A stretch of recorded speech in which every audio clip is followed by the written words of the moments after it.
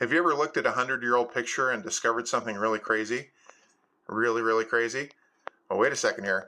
This is 4 generations of my ancestors. I'm 50 years old. This picture was taken 100 years ago. That's my grandpa, my great-grandma, my great-great-grandma, and my great-great-great-grandma. And this is in Nebraska 100 years ago on what I think is an old Model T Ford. But back in the background is their washing machine.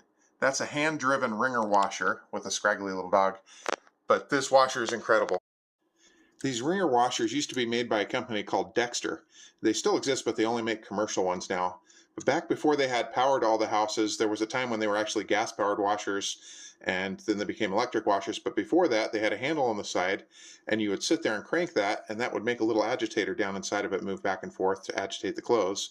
And then they had a little drain hole out the back so you could drain the water out when you were done. But can you imagine just sitting there and cranking that to agitate it?